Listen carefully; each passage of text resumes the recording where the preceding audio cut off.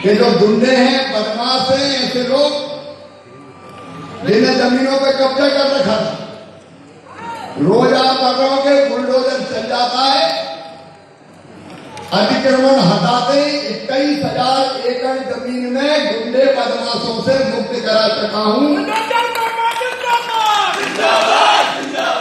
और इनसे मेरे गरीबों में बांटूंगा।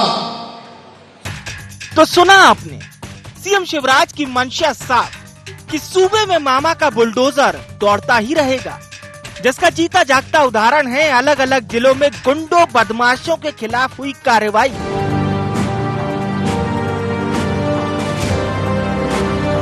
लगातार गुंडे बदमाशों के अवैध ठिकानों को ध्वस्त किया जा रहा है, जिसका नतीजा सीएम शिवराज का संकल्प साकार होता दिख रहा है।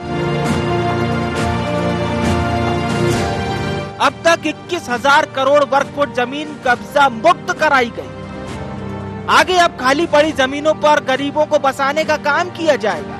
यह ऐलान खुद सीएम शिवराज सिंह चौहान ने जबलपुर में किया। सूबे में अपराध और अपराधियों पर लगाम लगाने के लिए सीएम शिवराज ने बुलडोजर तरीका अपनाया, जिसकी चौतरफा तारीफ हो रही है, लेकिन विपक्ष को सरकार की कवायद रास नहीं आ रही है। वे आदिवासियों के नेता हो रहे हैं, दलितों के नेता हो रहे हैं, ओबीसी के नेता हो रहे हैं, मगर इस सभी वर्ग ने 17 साल तक जो भोगा है, जिन अत्याचारों का सामना किया है, वो यह वर्ग भूल नहीं पाएगा। मतलब साफ है कि सूबे की फिजा कोई भी बिगाड़ने की कोशिश करेगा तो उसे बख्शा नहीं जाएगा, चाहे वो कितना रसूखदार क्यों ना हो। कानून सबके लिए बराबर है। खुद सीएम शिवराज कई बार मंच से सख्त लहजे में चेतावनी दे चुके हैं कि सज्जन लोगों के लिए फूल की तरह कोमल और बदमाशों के लिए वज्र से ज्यादा कठोर हैं। IND 24 के लिए जबलपुर से देवजीत देव की रिपोर्ट। तो हमने देखा कि किस तरह से मध्य प्रदेश के मुख्यमंत्री का ये एंग्री मैन का अवतार है। दरअसल बाखबर में हम उन चीज़ों से भी लोगों को बाखबर करते हैं जिनसे अक्सर लोग बेखबर रहते हैं। आज बाखबर इसलिए भी कर रहे हैं क्योंकि मुख्यमंत्री ने ऐलान किया है कि वो जो भले आदमी उनके लिए फूल की तरह हैं और जो बदमाश हैं उनके लिए वज्र की तरह हैं।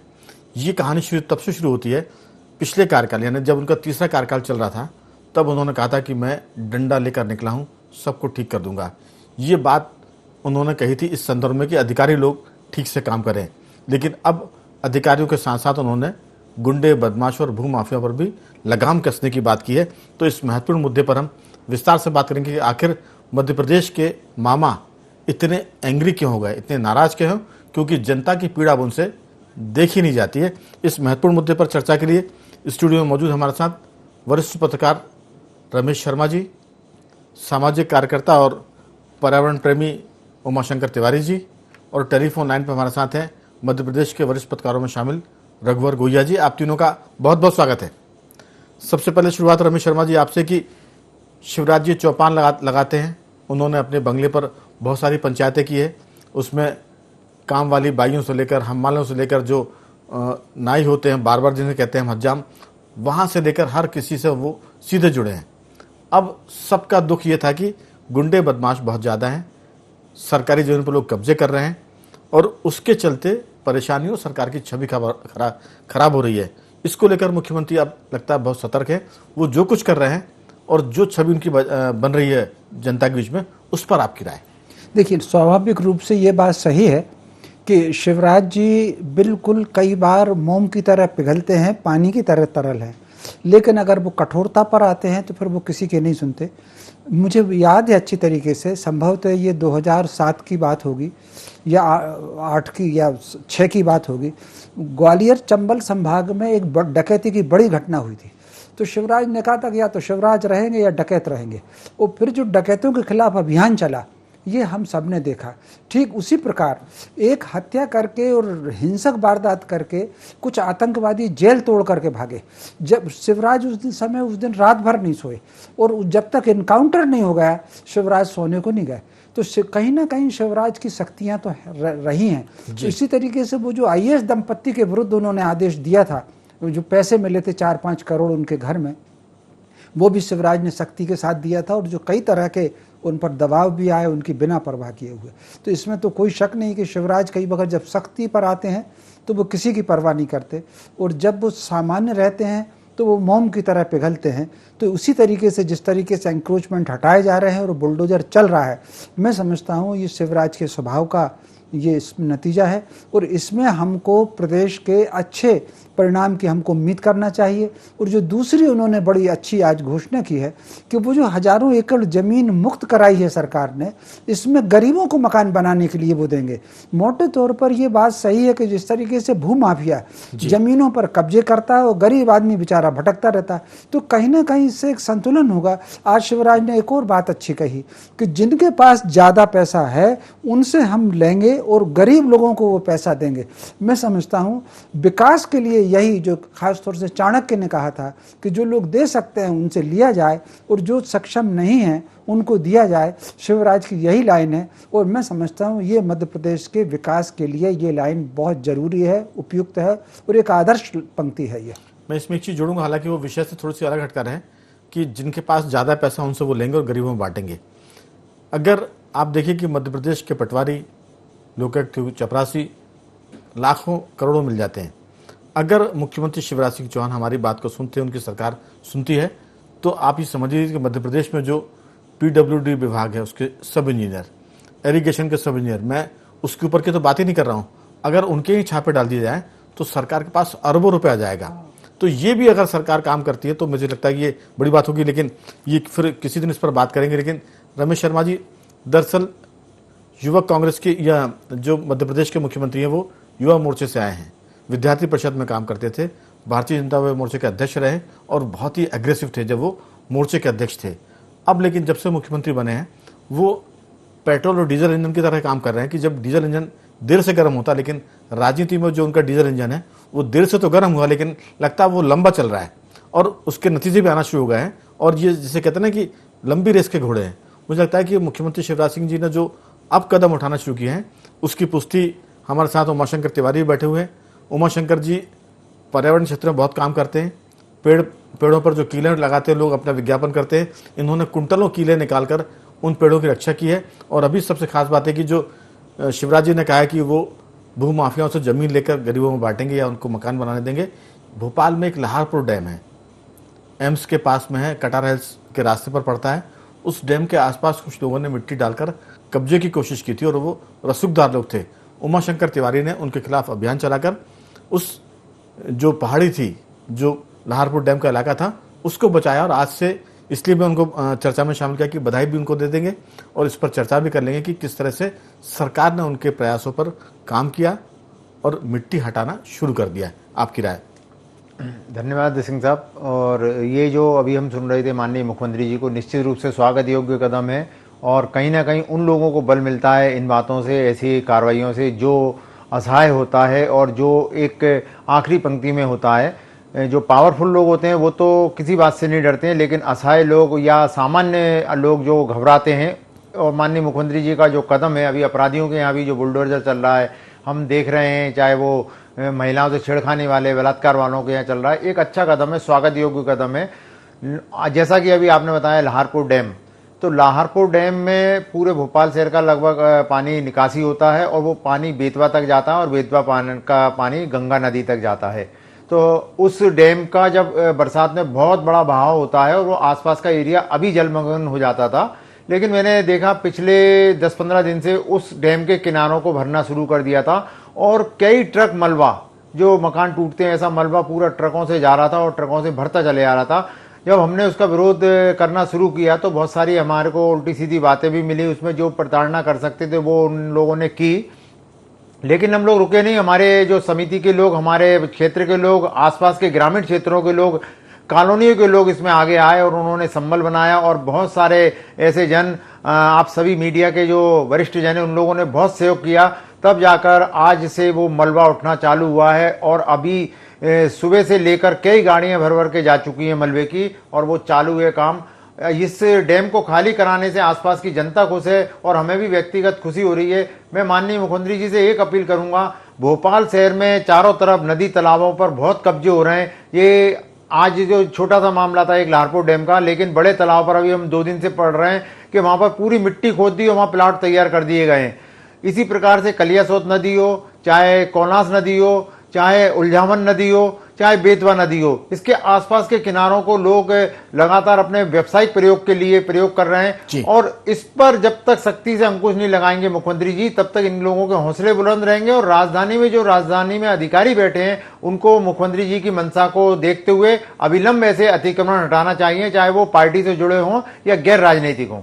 बिल्कुल आपकी बात मुख्यमंत्री जी सुन रहे होंगे या उनकी टीम सुन रही होगी तो जरूर उस पर काम करेंगे, क्योंकि शिवराज जी झील को बचाने की बात करते हैं, नर्मदा जी को बचाने की बात करते हैं। उन्होंने तो नर्मदा जी को जीवित नदी का दर्जा दिया कि अगर उसमें कुछ खनन होगा, कुछ अवैधानिक काम होगा तो उस पर मुकदमा दर्ज होगा। तो ये बहुत सारी बातें जो मुख्यमंत्री शिवराज सिंह के नेतृत्व में हो रही है। हम लेकिन ये भी कहेंगे कि जो उन्होंने पहले कुछ कहा था उस पर उन्होंने कार्रवाई तो देर से शुरू की, लेकिन अब कार्रवाई प्रभावी हो रही है, दमदार हो रही है और लोग इस पर सुकून भी महसूस कर रहे हैं। रघुवर जी, ये जो सारी बातें हैं, मुख्यमंत्री ने जिस तरह से राजनीति में गियर बदला है, अब वो टॉप गियर में आ रहे हैं, खासतौर से जनता के हित के मुद्दे पर, गुंडे बदमाशों को काबू करने के मामले में, भू माफिया को नियंत्रित करने के लिए, उस पर आपकी राय? जी बहुत बहुत धन्यवाद, आपने मुझे इस पूरी डिबेट में जोड़ा राघवेंद्र जी। जी इसमें कोई संदेह नहीं कि हमारे जिले के मुख्यमंत्री आदरणीय शिवराज सिंह जी चौहान बहुमुखी प्रतिभा के थोड़ा सा परिचय दे दूं कि रघुवर जी का जो कार्य क्षेत्र है वो सीहोर है और मुख्यमंत्री का गृह जिला भी सीहोर है, इसलिए उन्होंने कहा कि वो हमारे जिले के मुख्यमंत्री। जी तो ये हमारा सौभाग्य कि वो हमारे जिले के मुख्यमंत्री हैं, ये मैं बोल रहा हूँ, जिले से मुख्यमंत्री हैं। हाँ, वैसे मध्य प्रदेश और ये पूरे मध्य प्रदेश के लिए भी बड़े गौरव की बात है कि जितने भी मुख्यमंत्री हमने देखे हैं अपनी आयु में, 66 साल की हमारी आयु हो गई है, तो जितने इजी गोइंग और जितने सहज सरल और जितने आम जनता से जुड़े हुए मुख्यमंत्री शिवराज सिंह जी चौहान हैं, उतने गहरे जुड़े हुए किसी भी मुख्यमंत्री को हमने अनुभव नहीं किया है, नहीं देखा है। ये एक बहुत बड़ी बात है और ये उनके व्यक्तित्व का एक सबसे बड़ा गुण है। आदरणीय रमेश शर्मा जी ने भी यही बात कही है कि वो जल जैसे सरल हैं और कठोर भी हैं, निसंदेह में सरल भी हैं और कठोर भी हैं। अब वो टॉप गियर में आए हैं तो उसके परिणाम भी जरूर आएंगे, इसमें भी कोई संदेह नहीं है। मैं आपको ये बताना चाहूंगा कि सीहोर में the Bhopal sugar industries limited एक फैक्ट्री कभी हुआ करती थी, आदरणीय रमेश भाई साहब भी जानते होंगे, और वो किन्हीं भी कारणवश, किन्हीं भी परिस्थितियों वश वो आज से 15-20 साल पहले बंद हो गई। तो आपको ये जान के बड़ा आश्चर्य होगा कि पूरे देश में शुगर फैक्ट्री के फार्म के नाम पर लगभग 4,500 से 5,000 एकड़ जमीन उस फैक्ट्री की थी जो गवर्नमेंट के पास आ गई है। और उस जमीन पर बड़े बड़े भूमाफिया, बड़े राजनेता, चाहे वो किसी भी दल के हों या प्रभावशाली लोगों का अभी भी कब्जा है। और खाना पूर्ति के नाम पे कभी कभार जो है अतिक्रमण हटाने को लेके, फसल को लेके जो है कार्रवाई छुटपुट होती है, लेकिन ये एक बहुत बड़ी एक जमीन है जिसका सदुपयोग किया जा सकता है, गरीबों में भी उसका वितरण किया जा सकता है उस भूमि का, और बड़े प्रोजेक्ट मध्य प्रदेश को आगे लाने के लिए, औद्योगिक क्रांति के लिए, आर्थिक रूप से आगे बढ़ाने के लिए उस भूमि का सदुपयोग हो सकता है जी। इसके लिए मैं सोचता हूँ, जैसे आपने कहा कि आदरणीय मुख्यमंत्री जी अगर सुन रहे हो या उनकी टीम सुन रही हो, तो उसको लेके एक स्पेशल प्लान की मैं समझता हूँ कि बहुत जरूरत है, जिस कारण से वो उस जमीन का सदुपयोग हो सकता है। अभी तो कुछ लिमिटेड लोग, कुछ चुने हुए लोगों को फसल के नाम पे या किसी भी रूप में फायदा हो रहा है, जो फायदा सीधा गरीबों को होना चाहिए, शुगर फैक्ट्री से जुड़े हुए श्रमिकों को होना चाहिए जी। या सरकार को, शासन तंत्र को उसका लाभ मिलना चाहिए, जो अभी नहीं मिल पा रहा है। बिल्कुल रघुवर जी, मेरा आपसे जी बात पूरी करें। तो मेरा आपसे यही निवेदन है कि आपके इस मंच के माध्यम से, IND 24 के माध्यम से, ये एक बहुत बड़ा सवाल है, इसको आप मुख्यमंत्री तक जरूर पहुंचाएंगे। दूसरी बात आपने अभी फिर कही, पिछली डिबेट में भी यही बात सामने आई थी कि मुख्यमंत्री जी स्वयं नर्मदा मैया को जीवित नदी का दर्जा दे चुके हैं जी। वहां पे पौधारोपण भी हुआ, लेकिन किन्हीं भी कारणवश पौधे जितने बचने चाहिए थे वो नहीं बच पाए। अब फिर से नए सिरे से वो प्रयास हो रहा है। मुख्यमंत्री जी हर दिन पौधा लगा रहे हैं, लेकिन वही बात है कि मामला ढाक के 3 बात इसलिए हो रहा है क्यों उनके नीचे के जितने भी मंत्रिमंडल के लोग हैं, विधायक हैं, शासकीय अधिकारी हैं, वो क्या कर रहे हैं? जब मुखिया जो है इतना बड़ा काम कर रहा है तो क्या थोड़ी भी इन लोगों में शर्म नहीं है जो उनका अनुसरण कर सकें? तो मैं ये जरूर कहना चाहूंगा कि नीचे के स्तर पे भी कुछ ऐसी शक्ति हो कि सभी लोग बिल्कुल। मैं लौटूंगा आपके पास रघुवर जी। ये बातचीत में एक नया एक और एंगल आया कि कम से कम जिस तरह से मुख्यमंत्री शिवराज जी पर्यावरण के प्रति बहुत गंभीर है और प्रतिदिन एक पौधा लगा के वो संदेश देते हैं कि रोज पौधे लगाइए आप, और कम से कम ये बारिश का जो मौसम आ रहा है उसमें पर्यावरण की रक्षा भी करें, सरकारी जमीन का भी रक्षण हो, और वो अगर किसी के कब्जे में है तो उसको छुड़ाई जाए। रमेश शर्मा जी, जो सीहोर का जिक्र हुआ कि करीब 4-5 हजार एकड़ के आसपास जमीन है, बड़ा रकबा है, अगर मुख्यमंत्री जी इस बार ध्यान देते तो मुझे लगता है कि इतनी बड़ी जमीन वो चाहे गरीबों के काम आए या उद्योग के काम आए या किसी और काम आए, लेकिन भू माफिया से इसको भी निकाला जाना चाहिए, क्योंकि ये सीहोर जिला कभी भोपाल राजधानी का भी जिला हुआ करता था।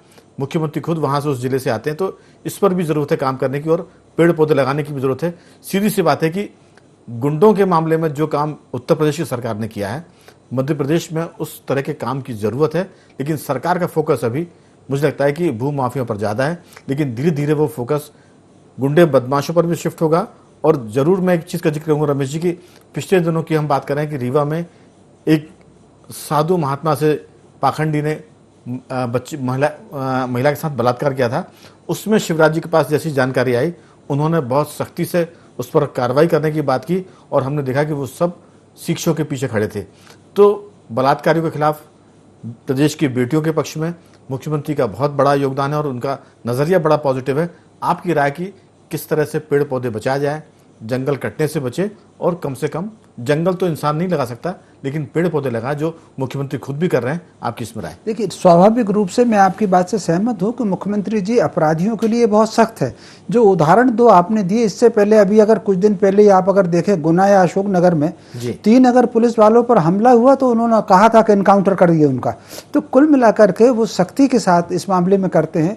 और बिल्कुल जो नाबालिग लड़कियों के साथ रेप में और जो फांसी की सजा सबसे पहले मध्य प्रदेश में उन्होंने किया, और कितने कलेक्टरों को उन्होंने ऑनलाइन डांटा है, और कितने कलेक्टरों को उन्होंने जो मुख्यमंत्री की बातचीत में, मतलब अब मुख्यमंत्री इतने सख्त हैं कि 6:30 बजे 7 बजे वो कलेक्टरों से बातचीत कर रहे हैं। तो हम कह रहे हैं कि एंग्री यंग मैन। तो फिल्मी दुनिया में तो रमेश जी अमिताभ बच्चन हुआ करते थे, लेकिन राजनीति में शिवराज जी उस ट्रैक पर जा रहे हैं। कई बार राघवन जी एक बात समझ लीजिए, नेता जो होता है, नेतृत्वकर्ता जो होता है, वो केवल दिशा दर्शन करता है, बाकी समाज को आगे आना चाहिए। ये जो उमाशंकर जी ने बहुत अच्छी बात को उठाया है, रघुवर जी ने जो बात को उठाया है, तो कहीं ना कहीं अगर मान लीजिए वृक्षारोपण मुख्यमंत्री कर रहे हैं, और नर्मदा जी के पिछले कार्यकाल में उन्होंने कहा था कि दोनों तरफ 1-1 किलोमीटर वृक्ष पेड़ पौधे लगे और जमीन का संरक्षण हो, तो वो जो गिनीज बुक में भी रिकॉर्ड में आया था, तो लोगों को चाहिए था, वहां के गांव वालों को, भाई अगर मान लीजिए कोई फलदार वृक्ष लगा है तो मुख्यमंत्री तो उसके आम अनार खाने जाएंगे नहीं, वो तो लोकल लोगों को ही खाना है। तो वृक्ष अगर लग गए हैं तो स्थानीय लोगों को भी चाहिए कि उनका संरक्षण करें।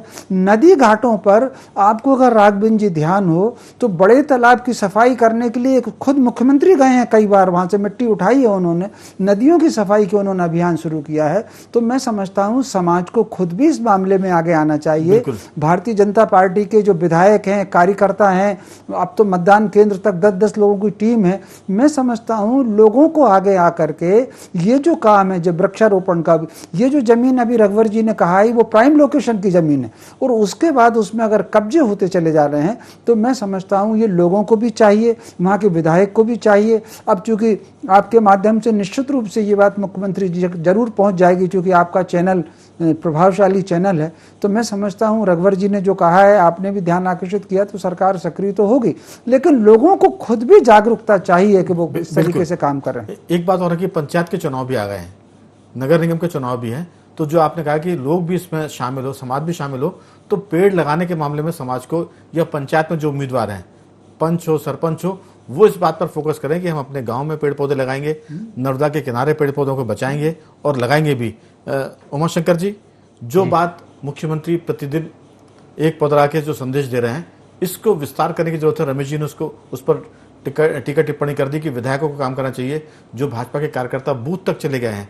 मैंने बीजेपी संगठन को भी इस पर एक तरह से अभियान के रूप में लेने की जरूरत है, क्योंकि भाजपा के मध्य प्रदेश में लाखों लाख कार्यकर्ता है, अगर एक कार्यकर्ता एक पौधा लगा देगा तो मुझे लगता है कि 1 करोड़ के आसपास पौधे बड़ी आसानी से लग जाएंगे और इसमें सरकारी मशीनरी और उमाशंकर जी आप जैसे लोगों की भूमिका भी महत्वपूर्ण हो जाएगी। बहुत संक्षेप में आपकी राय। जी, जैसा अभी माननीय रमेश शर्मा साहब ने बोला कि माननीय मुख्यमंत्री जी वहाँ फल खाने नहीं जाएंगे, निश्चित रूप से बहुत अच्छी बात कही है और जनता को अपनी जिम्मेदारी समझना चाहिए। कुछ चीज़ें सरकार कभी नहीं बोलती जैसे जनता उन्हें करती है। मैं उदाहरण देना चाहता हूँ, सरकार बोलती है रिश्वत नहीं लो, लोग लेते हैं। सरकार बोलती है शराब नहीं पियो, नशे से दूर रहो, लोग करते हैं।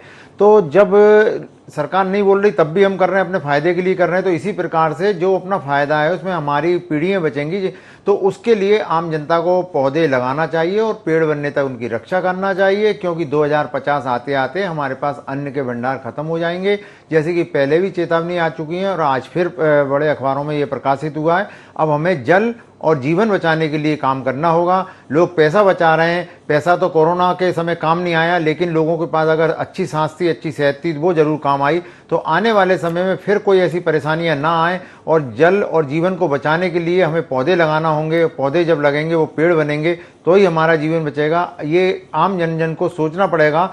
और पौधे लगाने वाले बहुत हैं प्रदेश में, अभी जुलाई में बहुत आते हैं, लेकिन वो पौधे थोड़े दिन बाद सूख जाते हैं, उसकी चिंता करना पड़ेगी। और जैसा अभी शर्मा साहब ने बताया, आपने बताया, मुख्यमंत्री जी पौधे लगा रहे हैं, मैं मानता हूं स्वागत योग्य कदम है। तो ये जन जन लगा सकते हैं, पार्टी के लोग कर सकते हैं, आम जनता कर सकती है। जैसे हम बीमारी में खर्च करते हैं 1000, 2000, 5000, तो उसी प्रकार से हमें इस बरसात में पौधों के लिए, पेड़ के लिए लगाने के लिए 1000, 2000, 5000 भी खर्च हो जाए तो करना होगा, क्योंकि वो ही सच्चा जीवन हमारे और हमारे परिवार को देंगे। बिल्कुल। एक चीज इसमें और जोड़ना चाहेंगे कि मुख्यमंत्री जी पेड़ पौधे लगा रहे हैं, भू माफिया से जमीन छीनने की कोशिश कर रहे हैं, जैसा शर्मा जी ने भी कहा। और सीहोर की चूंकि बात आई, सीहोर के लोगों को भी शुगर फैक्ट्री की, शुगर मिल की जमीन को बचाने के लिए आंदोलन जैसी बात तो हम नहीं कर रहे हैं, लेकिन सड़क पर आने की जरूरत है।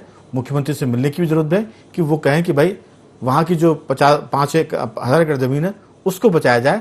लेकिन इसके साथ साथ जो स्कूल हैं, कॉलेज हैं, पंचायत हैं, अस्पताल हैं, नगर निगम के जो कैंपस है, वहाँ भी पेड़ पौधे लगाने की जरूरत है। रघुवर जी, इस पर आपकी अंतिम टिप्पणी कि जो सरकार कर रही है काम, जो मुख्यमंत्री कर रहे हैं पेड़ पौधे लगाने का, क्या उसके लिए भी शिवराज जी को एंग्री यंग मैन बनना पड़ेगा कि आप पौधे लगाइए? ये तो जनता के लिए प्रेरणा की बात है कि वो खुद लगाए, अस्पतालों में, पंचायतों जैसा हम जिक्र कर रहे हैं। आपकी राय? निश्चित रूप से, जैसे दूसरे मामलों में मुख्यमंत्री जी का हमें एक दबंग स्वरूप देखने को मिल रहा है, तो ये भी सामाजिक जनजीवन से जुड़ा हुआ, लोगों की जिंदगियों से जुड़ा हुआ ये एक मामला है। अगर मुख्यमंत्री जी एक सर्कुलर जारी कर दें तो मैं सोचता हूँ उसका भी बहुत असर होगा। दूसरा ये कि अभी पंचायत चुनाव, आपके नगर निगम के, नगर पालिकाओं के चुनाव हैं, क्या हम ये तय नहीं कर सकते, ये एक संदेश नहीं दे सकते कि जितने भी प्रत्याशी हैं वो कम से कम 5 या 10 पौधे, सुरक्षित पौधे लगाएं, ताकि वो आने वाले समय में उसका लाभ मिल सके। इतना तो काम हम लोग, अब उसके लिए हम मिलकर कर ही सकते हैं। पौधे बोलना बंद कर दिया है, पेड़ लगाएं, क्योंकि पौधे बहुत छोटे से होते हैं और वो मर जाते हैं। अगर वो पेड़ लगाएंगे 3 साल का, 4 साल का, तो 1 साल की परवरिश में वो पेड़ जो है वो बच जाएगा और फिर उसको पानी देने की जरूरत भी नहीं पड़ेगी और वो गाय बैलों की पहुंच से भी दूर हो जाएगा। तो पौधे के बजाय पेड़ लगाएं, 10 के बजाय 1 पेड़ लगाएं, लेकिन 1 पेड़ ऐसा हो जो साल में बच जाए और वो दिखे लोगों को। मेरा इसमें यही निवेदन है कि अभी समय है, यदि ऐसा संभव हो तो एक बहुत अच्छी पहल होगी कि जो नॉमिनेशन फॉर्म होता है जी, अगर उसी में ये एक इलेक्शन कमीशन या कोई भी एक कॉज जो है डाल दे कि भाई आपको कम से कम 5 पौधे लगाने हैं, दूसरी चीजों की तरह जैसे होता है कि किसी कोई अतिक्रमण ना करे। लेकिन रघुवर जी वो मौका निकल गया, जानकारी दी जा सकती है, वो अवसर निकल गया, नामजदगी के फॉर्म लोगों ने भर दिए हैं, 1 आध दिन और बचा है। लेकिन ये हो सकता है, शर्मा जी इस बात से सहमत होंगे कि जो लोग चुनाव जीत कर आए, एक बड़ा टास्क है कि जितने वोट से जीत कर आए उतने पौधे लगा दें। अगर वो उतने ना भी लगा पाए तो जितने पंचायत पंच हैं, जितने सरपंच हैं, जितने पार्षद हैं, जितने नगर पालिका अध्यक्ष हैं, जितने नगर निगम के मेयर हैं, शर्मा जी, अगर वो भी पेड़ लगा देंगे तो मुझे लगता है कि ये एक बड़ा काम हो जाएगा। किसी ने अगर जितने 5000 वोट से कोई जीता है, अगर वो 5000 पौधे लगाए तो अच्छी बात है, लेकिन कम से कम वो 500 पौधे लगा दे, 50 पौधे लगा दे, ये काम हो सकता ये है। बिल्कुल आपने ठीक कहा। जो लोग अब जनप्रतिनिधि आ रहे हैं, इस अभियान को राजनीति से ऊपर उठ करके सोचा जाना चाहिए। वो किसी भी दल के हों, वो कांग्रेस के हों, भाजपा के हों, अन्य किसी दल के हों, उनको इस मुद्दे पर आगे आना चाहिए। और जहां से वो चुनाव जीत रहे हैं, उनको अपने क्षेत्र में किसी नदी के किनारे, किसी तालाब के किनारे, किसी खाली बंजर सी जमीन पर ये पौधारोपण का काम और जल संरक्षण का काम उनको अभियान चलाना ही पड़ेगा, बिना किसी सरकार की परवाह किए हुए कि कहीं ना कहीं प्रकृति के प्रति जो आपका दायित्व है उसकी पूर्ति करना पड़ेगी। और उनको फिर वो खुद पेड़ लगाएं और अपने क्षेत्र के मतदाता को उन पेड़ की हिफाजत करने के लिए प्रेरित करें। तभी मैं समझता हूं आने वाली जो जनरेशन है उसके लिए हम सृष्टि को सुरक्षित रख पाएंगे। अब एक आखिरी सवाल तीनों मेहमानों से, जैसे मुख्यमंत्री एंग्री यंग मैन हो रहे हैं गुंडे बदमाशों के लिए, भूमाफिया के लिए, क्या पेड़ पौधे लगाने के लिए भी मुख्यमंत्री जी को थोड़ा सा गुस्सा दिखाना पड़ेगा, थोड़ा सा रौद्र रूप लाना पड़ेगा उमाशंकर जी? क्योंकि लोग विनती से कई बार नहीं मानते हैं, थोड़ी कई बार सख्ती से भी पेड़ लगाते हैं। आपकी राय एक दो वाक्यों में? बिल्कुल लाना पड़ेगा और इसके लिए मुख्यमंत्री जी को उस पर सख्त कार्रवाई के निर्देश देना होंगे। अभी भोपाल राजधानी और प्रदेश में हम देखते हैं लाखों पेड़ कट जाते हैं और उस पर कोई कार्रवाई नहीं होती। तो निश्चित रूप से स्वागत योग्य कदम होगा। माननीय मुख्यमंत्री जी को ये देखना चाहिए। और जो भी प्रत्याशी खड़े हो रहे हैं तो लगभग 600 रुपए का एक पौधा माने की कमी, तो 60,000 में उनके 100 पौधे लग जाएंगे। रघुवर जी 2-3 वाक्यों में इस पर आपकी टिप्पणी। बिल्कुल, जो बात आ रही है सामने, मुख्यमंत्री जी को इस मुद्दे पर भी सख्त रुख अपनाना चाहिए और रुख अपनाना ही पड़ेगा, वरना तो वही है कि हमने कागजी कार्रवाइयां कर दी और रिजल्ट शून्य हो गए। कुल मिलाकर मध्य प्रदेश के मुख्यमंत्री एंग्री यंग मैन की भूमिका में है। गुंडे बदमाश और भूमाफिया के लिए वो एक तरह से इस समय यमदूत या यमराज बने हुए। 21,000 एकड़ जमीन उन्होंने मुक्त कराई है जिन पर लोगों ने कब्जा किया था। लेकिन सवाल यह कि सीहोर की शुगर मिल की जमीन और मध्य प्रदेश में पेड़ लगाने का अभियान, जो मुख्यमंत्री की इच्छा है, अगर उस पर काम हो जा सख्ती के साथ, तो लगता है कि फिर बहुत सी चीजें बड़ी पॉजिटिव हो जाएंगी। तो बाखबर में आज सिर्फ इतना ही। तीनों मेहमानों का बहुत बहुत धन्यवाद कि चर्चा में हिस्सा लिया। तो कल किसी और मुद्दे पर आपसे बात करेंगे। बने रहिए हमारे साथ और देखते रहिए IND24।